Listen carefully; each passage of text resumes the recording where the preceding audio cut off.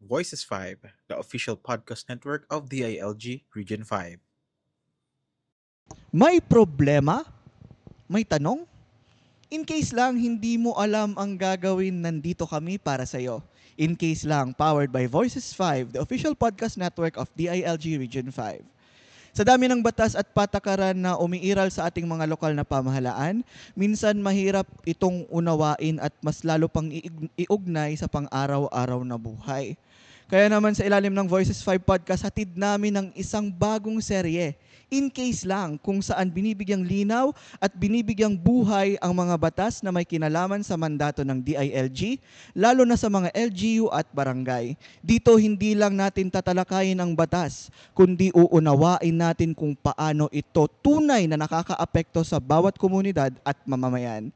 Without further ado, let me introduce our resident host for our In Case Lang. Siya lang naman po ang nagsulat ng apat na knowledge products, apat, regarding sa local governance, which are, of course, raising barangay revenues, dalawang libro on katarungang pambarangay at language of local legislation. Please welcome our Assistant Regional Director, Attorney Ian Kenneth Bilocero, CESO 4. Magandang araw po, sir. Gandang araw sa iyo, Jess. Sir, in case lang na may hidwaan ang dalawang panig, kanino ba dapat lumapit? Kay Kap o sa korte? Is it loophole or not? Depende. So dito po natin, sir, tatalakayin ang, of course, Section 408 ng Local Government Code. Pahapyaw lang naman, at least mabigyan natin ng linaw sa ating audiences patungkol sa katarungang pambarangay. So ARD, bakit, before we proceed with the different provisions, sir, stipulated doon po sa Section 408, bakit po muna ba, sir, na-establish ang katarungang pambarangay at kailan po ba ito nagsimula? Nagsimula yung unang barangay justice system natin, panahon pa ng dating Pangulong Ferdinand Marcos Sr. Yung first law na pinirmahan niya, that was June 11, 1978, yung Presidential Decree 1508. At yung primary objective niya talaga is to reduce the court litigations and to prevent the deterioration of the quality of justice natin na dahil sa mga indiscriminate filing of cases. At syempre, yung isa pa na ultimate purpose din nito is magkaroon talaga ng harmony, stability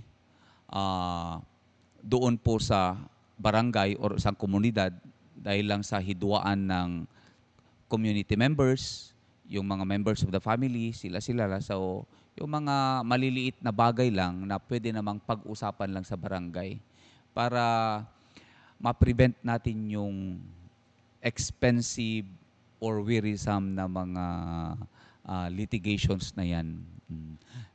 So, yan yung bakit nagsimula at ano yung objective ng barangay justice system. Then, nag-change tayo ng administration na nagkaroon tayo ng Local Government Code 1991, Yes po, sir.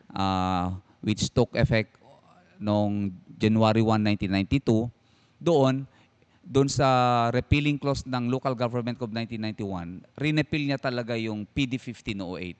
No? So nakasama siya sa codification sa Local Government Code 1991. But kung babasahin natin yung provisions ng PD 1508, may mga rineproduce siya doon sa Local Government Code of 1991.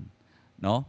So, kaya yung mga, like yung, example lang, yung prior to the filing, yung mga complaint doon sa korte or any other agency for adjudication, hindi ka pwedeng dumiretso kung hindi ka dadaan sa lupong tagapamayapa. And that is pursuant to Section 412 na yan yung precondition to filing a complaint before a court or any other government agency for adjudication. Kailangan dumaan ka muna doon sa mga sa barangay lupon natin.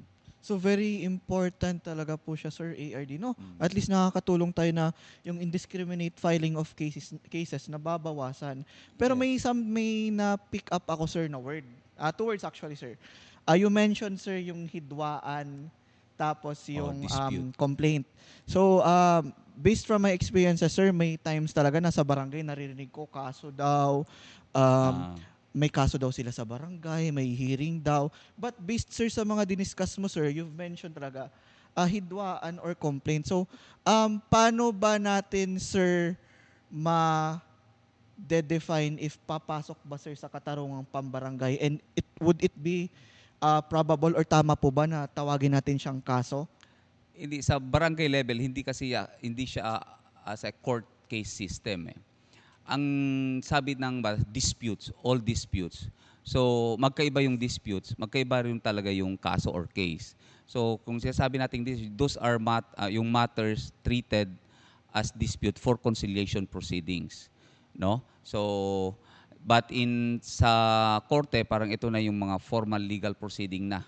Yeah, so lahat ng pero hindi naman lahat ng dispute nagiging kaso. Naging kaso, Oh, opo, sir. pero lahat ng cases, Cases. mostly pinanggalingan yan dispute or yung conflict.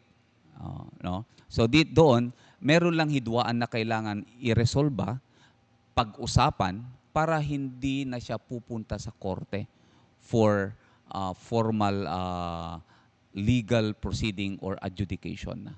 So, bale, sir, yun nga, I think we're talking about, sir, yung kung may jurisdiction ba ang katarungang Mm. pambarangay in case na, of course, case versus dispute. Pero before that, sir, syempre, ang nangyayari kasi, sir, sa barangay, tinatanong nila, saan ba ako pwede magreklamo dito? In a sense, sir, ano ba, sir, talaga yung mauuna? Alamin ko ba muna kung saan ako magrereklamo? O alamin ko ba muna kung tama ba na ipadaan ko sa lupong barangay. tagapamayapa sa barangay, sir? Okay. Yung complaint ko, sir, ay punong barangay, sir.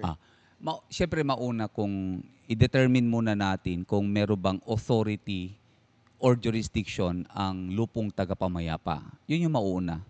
Later na yung place of settlement kung saan. Kung madedetermine natin yung authority, merong authority yung lupon na ipatawag yung dalawang parties, yung disputants, no? That's the time na pwede na nating i-determine later on saang barangay ba dapat natin idulog yung reklamo. Okay. So dito dapat na basahin natin yung section 408 in relation to section 410 kasi okay, merong kwan yun eh. Sa section 408 makikita doon kasi yung basic requirements or elements kailan dapat dadaan sa lupon or kailan pwede natin sabing luponable ang Luponable, usang sir. dispute. Opo. Okay, yung subject matter ng dispute. Okay. So first, actually may dalawang kategorya yan eh. Basic requirements niya talaga is dalawa but merong sub-requirements yung isa. Requirement as to parties and requirement as to subject matter. So requirement as to parties, may dalawa yan. Yung parties ay dapat individual.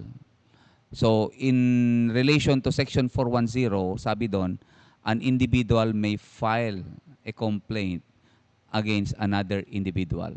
So, dito, dinefine, sino ba talaga yung individual? So, a human being, a natural person. Okay? So, yan yung complainant and respondent, dapat natural person sila, individual. Then, pangalawa, still requirement as to parties, yung parties, complainant and respondent, dapat actually residing sa iisa or pareho na lungsod or munisipyo. Ito yung requirement niya, actually residing. So, physically residing, physical habitation, na nandun siya talaga sa barangay na yan nakatira. Okay. So, yan yung requirement as to parties. But yung requirement as to subject matter, yan yung the general rule, kasi sabi ng Section 48, all disputes, dadaan talaga sa barangay, Opo, sa katarungang pambarangay.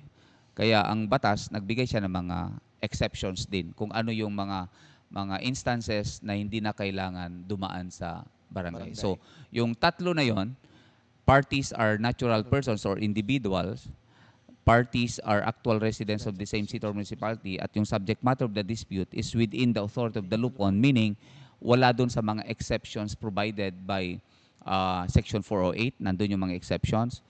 Yung Section 412 B, nandun din yung mga instances wherein parties may go directly to the court.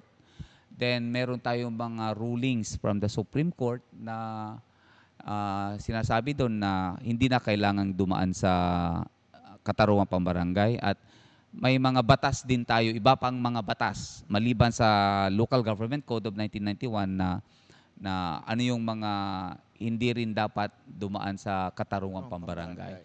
So, yung tatlo na yon.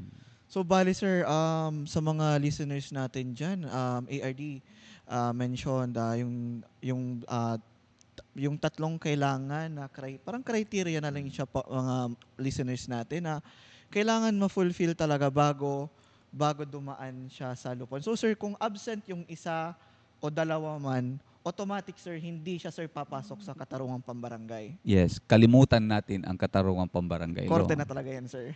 Korte or any other agency, Agency. na merong authority. So bali sir, maganda din sir na himay-himayin natin yung tatlo.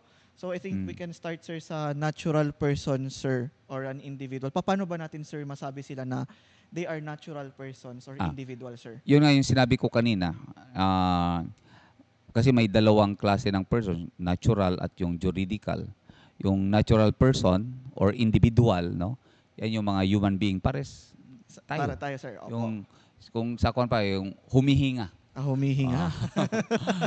Tapos yung juridical kasi yung mga artificial being, kaya tinawag artificial or juridical entities, no? Yung mga corporation, anong tawag doon? Yung mga partnership, associations, yung cooperatives, yung kasi may mga separate and distinct personality ito etong mga juridical persons sa mga nagmamay-ari. Kung sa partnership, mga partners, sa corporation, mga stockholders, mga ano, and others. So dito kaya at sinabi din doon sa rules natin, sa KP rules, na hindi pwedeng mag-file ng complaint doon by or against any juridical entity. Yung mga corporation, binanggit doon sa na hindi na dapat i-receive or i-actionan ng barangay. But, syempre, in compliance with RA 6713 also, that's the Code of Ethics sa ethical standards ng public officials and employees, we have to guide them. We have to explain to them bakit hindi dadaan, Opo, sir. or then let's guide them para alam nila saan sila pupunta susunod, saang agency or korte ba na siya or kwan. So dapat yun din ang gawin ng barangay natin, i-guide nila. So sir, sample sir, may times kasi sir may mga away pamilya sa barangay, especially if may mga example, either may will yung namatay or wala siyang will na iniwan, tapos parang may kapamilya na gusto mag-represent na sa akin to. Parang gusto niyang ipaglaban. So by any chance sir, since as what you've mentioned sir, it can be considered na juridical person din sir yung namayapa sir, yung properties ba nila sir? Oh, testate or intestate estate, no? Sabi ng Korte Suprema natin sa decision na considered sila as juridical persons, no? Yung estate. Opo sir. Okay. So testate or intestate estate, yan. So parang kung you are protecting the property of the estate, no? When it comes to management of the estate, so yan, hindi siya subject for conciliation doon sa katarungang pambarangay dahil considered siya as juridical person. Oo. Oh. So bali sir, same para sa mga listeners at least maintindihan nila. Same lang din yan sir na if ever may korporasyon, for example sir, I bought a car. Tapos hindi ko sir na fulfill bayaran yon, and the car company or the the collection agency sir, pinuntahan ako sa barangay and they want, gusto nilang ireklamo ako. Since yun nga sir, as what you've mentioned, para mas maintindihan ng ating mga listeners, juridical entity din sir ang mga corporation. So wala silang right na ireklamo ako sa barangay. Yes, if we are talking about Katarong Pambarangay, since they are juridical entity, yung corporation or kumpanya na nakautang ka, so hindi siya pwede doon sa Katarong Pambarangay kasi siya naman talaga yung party, hindi naman yung naniningil sa iyo eh. Empleyado Opo, lang sir. 'yon, di ba? Empleyado lang 'yon. Tapos mga korporasyon nga merong kung sino yung authorized na tao talaga or official nila kung sino yung pwede mag-represent sa isang kumpanya when it comes to mga ganito ng mga litigations or mga legal processes eh. Oo. Kaya tatandaan mga listeners, dapat natural persons humihinga. Humihinga po based sa sinabi din ni ARD. ARD, punta naman natin yung parties are actual residents of the same city or municipality. So dito sir, pinag-uusapan ang actual residence mismo sir ng dalawang party. So pag within the same city or municipality, as long as their complaint falls under Katarungang Pambarangay, pasok siya sir. Yes, yung if physically present sila diyan, no? Yan yung pagka-define din ng ano yung actual residence, yung physical habitation niya. Okay? So, general rule. Yung requirement na yan, that's the general rule. Kasi meron tayong exception dyan sa Section 408, no? Opo. Na kailan kahit hindi pareho yung munisipyo or lungsod na tinitirhan physically, papasok din yan sa Katarungan Pambarangay. Yan yung exception, yung adjoin each other yung barangay, boundary. Opo. Magkaiba yung munisipyo or magkaiba yung lungsod, but adjoin each other and may conjunctive word na and yung parties ay may prior agreement na gusto nilang idaan sa lupon muna. So yan yung exception to the rule. So the rule is pareho ang munisipyo or lungsod na tinitirhan yung complainant at respondent. At hindi lang basta tinitirhan, but ang requirement ng law is physically present or physical habitation, actual habitation doon sa lungsod or municipality na yun or sa barangay mismo na nandyan sila talaga. Ayan sir, yun, dapat actually residing physically. Yes. Nandun ang both parties. Ngayon naman sir, pag-usapan naman natin sir yung pangatlo sir, yung subject matter is within the authority of the Lupon. As what you've said sir, may mga exceptions Yes. doon na hindi naman lahat dadaan sa Katarungang Pambarangay. So pwede sir magkaroon lang tayo ng parang konting Sample overview lang. lang sir, mga sample lang sir na Okay. for of course sa ating listeners maintindihan talaga nila na hindi lang basta-basta ang Katarungang Pambarangay. Oo. And yun po, malaman din nila sir kung ano yung mga exceptions nga sir na hindi sir pwedeng idaan sa KP. Okay.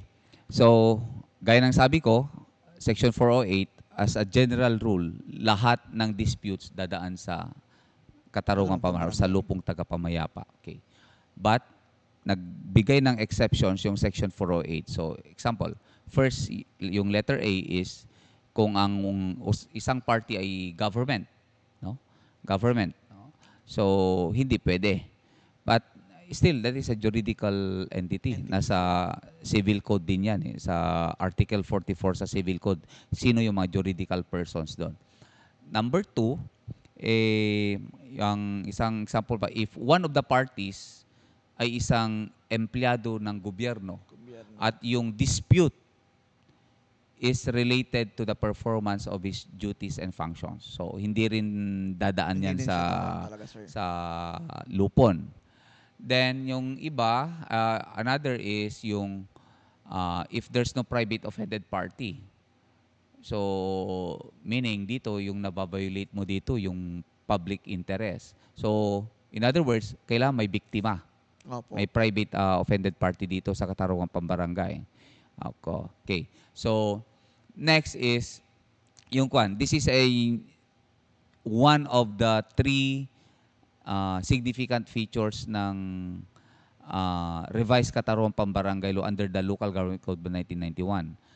Kasi yung old barangay justice system natin, yung PD 1508, yung criminal offenses, pwede silang dadaan sa barangay kung yung penalty of imprisonment nila ay hindi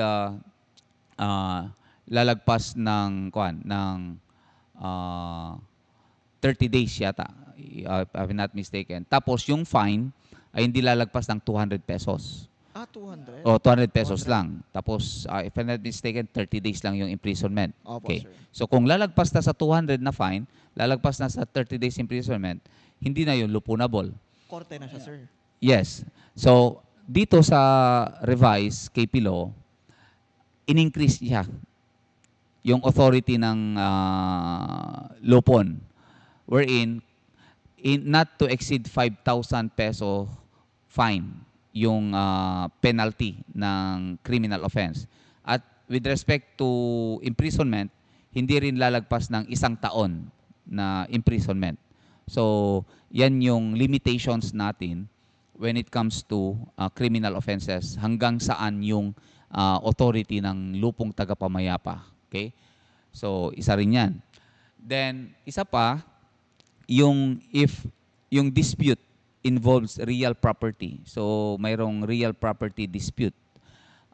Kung yung real property, which is the subject matter of the dispute, ay located in 2 or more municipalities or cities, hindi rin siya subject Hindi. for conciliation. So, makikita mo dito yung yung condition niya is situated or located in 2 or more 2 or more. municipalities or cities. So, ibig sabihin, kung isang munisipyo lang siya, kahit 50 barangays yan, kahit may real property ka lahat yan, but iisang munisipyo lang siya, lupunable Lupunable yan. siya, sir. Dadaan sa conciliation Opo. proceeding. Okay. But, meron pa rin exception yan. Di ba? Exception na yung sinasabi ko. Ito So, sa exception of the meron exception. exception to the exception. Kasi sabi doon is, unless the parties agree to bring their dispute before the appropriate lupon. So, yan yung exception to the exception. Ang first exception niya is, kung located in 2 or more municipalities or cities, hindi yan dadaan sa katarong pambarangay. Maliban na lang kung yung dalawang parties ay nagkasundo na ipapadaan muna sa barangay lupon. Yan yung exception to the exception. But, take note, hindi lang basta magkakasundo kasi you have to take note pa rin yung first requirement, yung parties are natural persons. Second requirement na parties are actual residents of the same city or municipality. Doon lang papasok yung exception to the exception. Once dapat, sir, ma-fulfill muna nila Yes. yung condition yung Oo, dalawa kasi requirement. requirement yun eh. Opo. Kasi we are talking on subject matter. Kasi kahit magkasundo kayo na idadaan, kung hindi the same yung munisipyo or city na Wala tinitira po, nyo, sir. hindi mag-a-apply yung exception to the exception. I see. Ayun. Mga listeners, na-set ni ARD yung different parameters na kailangan talagang sundin. Of course, when it comes to the jurisdictional aspect of katarungang Yun lang yung pambarangay. exceptions under 408. Opo. Yun nga sabi ko kanina, meron pang yung section 412, item B, yung parties may go directly to court. So, meron ding enumerations yun. Yung provisional remedies, yung if the accused is already detained or under custody na, so hindi na kailangang dumaan pa yan sa barangay. Ano pa, yung if yung support pending delite, your support pending litigation. So, marami pang enumerations din doon. Then, Meron tayong mga ibang Supreme Court decisions like labor dispute na hindi na kailangan dadaan doon kasi may sarili silang settlement mechanism under the labor code. Ah, then ano pa yung about civil status, about acknowledgement o yung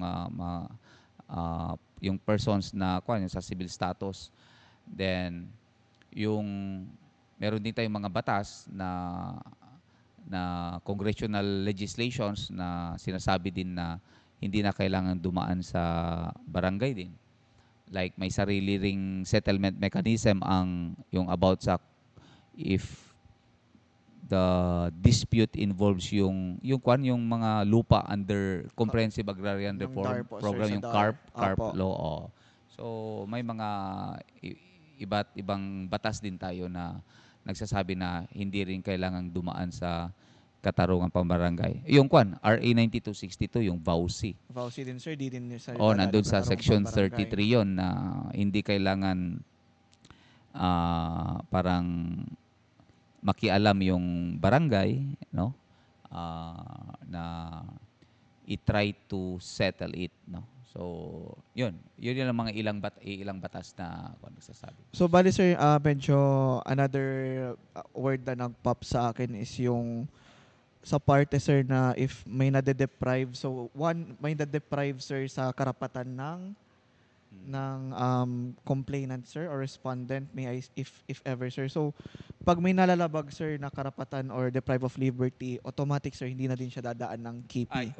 Yung under Section 412 din yan, yung about yan yung tinatawag na petition for habeas corpus.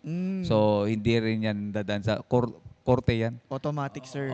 Yung deprive yung personal liberty niya or yung custody right ng isang tao over another person. So, kasi itong Section 412B kasi is kailangan ng urgent legal action yan. Urgent action ng korte para ma-prevent ang injustice kung meron man. No? So ayun, ARD, at least sa mga listeners natin, well elaborated din naman yung three elements na kailangan i-suffice or dapat meron before tayo mag-proceed sa katarungang pambarangay, which is of course number 1, parties are natural person or individuals, yung mga humihinga po, yung mga humihinga pa. Pangalawa naman ay parties are actual residents of the same city or municipality. Pero take note din natin yung mga na introduce ni ARD kanina, na discuss niya sa mga exceptions nyo or ang different parameters, to check din naman, especially if of course nag-involve din siya ng mga real property na papasok doon isa subject matter is within the authority of the lupon. So don't worry po, since podcast to, pwede po kayo rewind at intindihin talaga ng maayos ang ating mga discussion. So sir, with all of that said po, sir, siyempre, sir, sa katarungang pambarangay may mga tao sa likod nito. So sino, sir, yung mga key players o mga nag-handle, sir, ng KP sa barangay? Okay. Yung mga persons involved dito, no, yung key actors natin dito, of course, yung punong barangay as the lupon chairman. Kung nasa level sa mediation, mediation, siya yung first attempt kasi. Siya yung first level diyan eh. Then we have the lupon secretary, yun yung barangay secretary, siya yung Then yung complainant, respondent, or kung may mga witnesses sila, so sila yung key actors dito when it comes to sa mediation proceedings. But when it comes to the conciliation proceedings naman, diyan papasok na yung mga lupon members na mapipili bilang pangkat ng tagapagkasundo. Okay? So may tatlo yan na pipiliin ng both parties, okay? So sila yung key players diyan plus the complainant, respondent and witnesses also. So nadagdagan lang ng additional 2 players kasi tatlo kasi yung pangkat eh. Pangkat. At pipili yan ng sino yung chairman, sino yung member at sino magiging pangkat secretary. So, dun listeners na ni ARD talaga, maganda ARD na may dalawa pala before pala pumunta agad ng pangkat. Magme-mediation muna si punong barangay. Yes. Mediation muna bago conciliation. So, bali sir, pag lahat sir ng effort ni PB mediation, walang nangyaring agreement or amicable settlement, dun lang sir iko-constitute yung pangkat. Yes, yan yung sabi ng Section 410 na failure, no? Na-exhaust na yung na-exert na lahat ng efforts ni Lupon chairman kasi binibigyan siya ng 15 days to exert all his efforts from first confrontation or yung first na paghaharap. But still, despite all the efforts na binigay talaga ni Lupon chairman, wala pa rin, walang settlement na nangyari, then he has to constitute the pangkat ng tagapagkasundo. So dyan, sa second level, last attempt na yon. Yan yung last attempt. Before sir idulog na talaga sa court or Yes. appropriate sir If na still agency. unsuccessful, wala nang magawa. It's the proper tribunal. It's either sa korte ba or other agency for adjudication na mayroong authority. So you can really never go back talaga sir once na na-exhaust lahat ng efforts from the punong barangay to the pangkat ng Pangkat. tagapagkasundo, Oo. na issue ng certificate to file action, wala na. Korte na talaga siya sir. Yes, ibinigay na lahat kasi yung lalo na yung sa conciliation proceedings, meron din silang 15 days eh. Tapos kung may meritorious reason talaga, may meritorious case talaga, pwede pa nilang extend ng additional 15 days. Opo sir. So 30 days na yon. So kung tutusin 45 days yung sa kanila. Matagal na din naman Diba? po yun sir. O yung settlement period talaga na ibinigay ng batas sa kanila na gawin lahat yung efforts nila. Pero despite of their efforts, wala pa rin. Punta talaga sa proper tribunal. So ayun, nahimay ni ARD, very deep ang discussion ni ARD regarding sa Section 408, especially yung overview. Hindi nga siya overview eh. Actually, malaman siya eh. At least maiintindihan ng ating mga listeners yung mga nakapaloob sa jurisdictional aspect ng katarungang pambarangay. Siyempre, di namin ito lulubos-lubusin na lahat namin i-discuss para abangan nyo din naman yung mga next episodes namin. Pero ARD, para naman medyo matis natin ang mga listeners natin, etong tanong na to, mas ma-expound to sa future episodes. Itanong ko lang, sir, example, sir, meron na tayo ng na-meet na ang requirements na dadaan siya ng KP. Pinatawag na si respondent, pinatawag si complainant. I can give, sir, two scenarios, sir. Paano, sir, kung si respondent, sir, hindi, unahin mo natin sir si complainant para mas Paano sir kung si complainant hindi sumipot sa patawag ni punong barangay? What may happen or ano sir yung legal consequence na pwede niyang kaharapin? If na-set na sir lahat, na-fulfill niya yung parameters na dadaan talaga siya sir sa katarungang pambarangay. Okay. Yan yung isa sa mga possibilities na pwedeng mangyari sa level sa mediation at pwede rin mangyari yan sa level sa pangkat ng tagapagkasundo. Yung failure to appear. At yan yung usual na nangyayari sa barangay. Yan yung mga tinatanong mga barangay, ano daw yung next na gagawin Opo, nila. ano gagawin nila? So, kung ang complainant ang hindi sumipot at siya yung nag-file ng reklamo. Opo, no? sir, siya nag-file. Okay. Siyempre, due process, no? Pakinggan natin muna siya. Ano bang nangyari? Kasi hindi natin alam anong nangyari sa kanya, di ba? So, yan yung gagamitan na ng barangay sa KP Form number 18. Yung form Notice of number Hearing 18. Failure to Appear. Pero basically, ang laman niyan is yung humingi tayo ng explanation niya. Kasi dapat pakinggan natin siya. Kaya nga, kasi nga, hindi natin alam anong nangyari. Baka while traveling papunta dun sa mediation proceeding, hindi natin alam na disgrasya pala. So, basically, ang ibig sabihin lang yan is, pakinggan natin siya kung valid yung reason or justifiable, no? They have to reschedule. Okay. But kung hindi naman, yan may consequence yan eh. Kung hindi valid, hindi justifiable, no?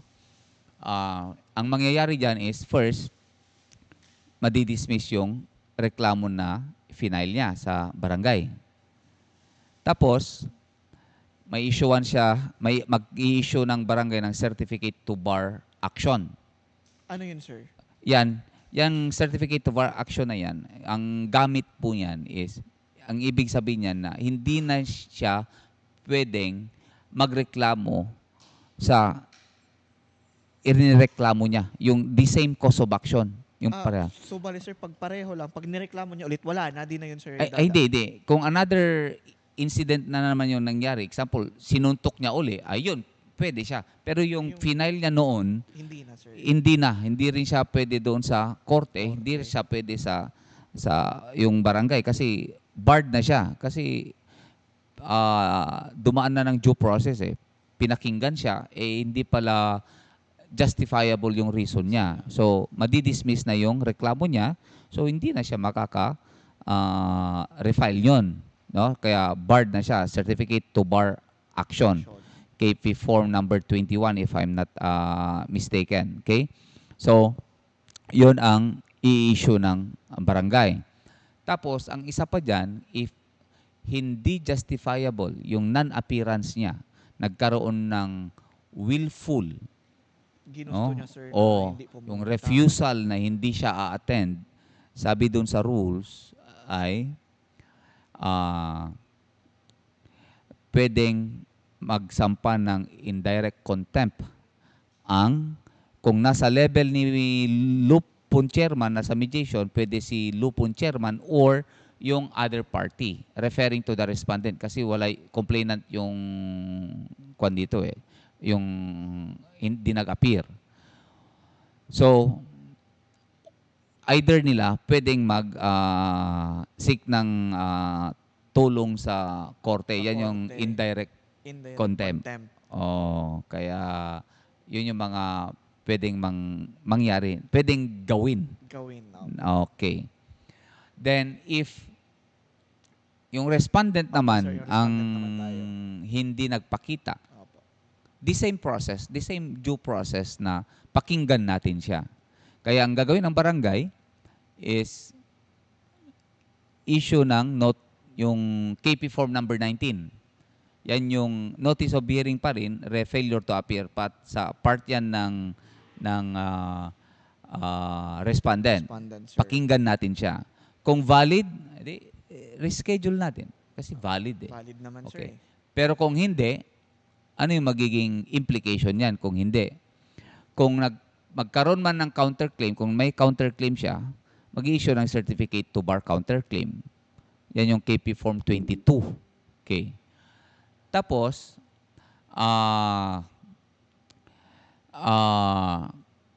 so, madidismiss yung counterclaim niya kung meron Tapos mag-i-issue ng certificate to bar counterclaim. Okay. Tapos, yung Lupon chairman or yung other party, in this case is yung sa complainant.